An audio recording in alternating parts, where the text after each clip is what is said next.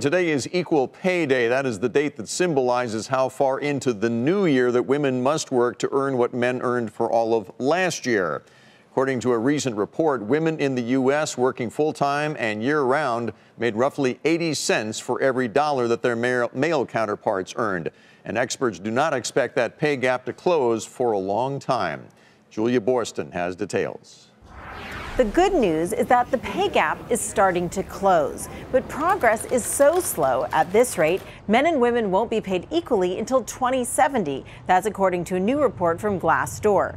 The disparity is meaningful. Women earn on average 79 cents for every dollar men earn in the U.S., pointing to the fact that men tend to dominate in higher paying industries like tech and are promoted faster. It's not enough to just look at pay outcomes at the end of the day. Are two people in identical roles paid the exact same?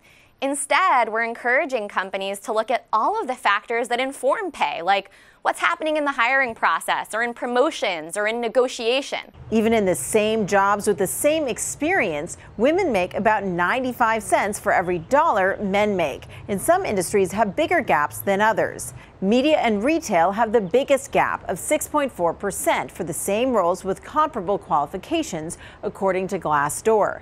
Finance and IT are in the middle of the pack, with 5.6% and 5.4% pay gaps, respectively.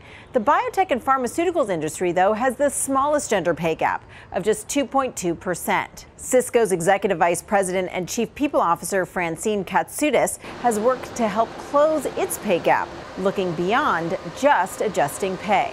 We need to see more women in leadership roles. A lot of times when you look at the pay gap, what we're looking at is the average of what men make and women make, and then those numbers are compared. And so the more women that you have in senior leadership, you're going to see that go down. Equileap ranks the top U.S. companies for equal pay. General Motors and Agilent Technologies are number 1 and 2. Both have a pay gap of less than 3% across the companies, with published pay information for 3 pay brackets. Citigroup, Bank of America, and Johnson & Johnson also top Equileap's list because of their detailed pay disclosures and strategies in place.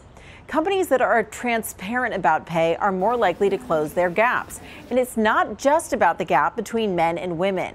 Gaps for people of color, particularly women of color, tend to be much larger, making it all the more important for companies to take a close look across their ranks and diversity and inclusion policies. For Nightly Business Report, I'm Julia Boorstin in Los Angeles.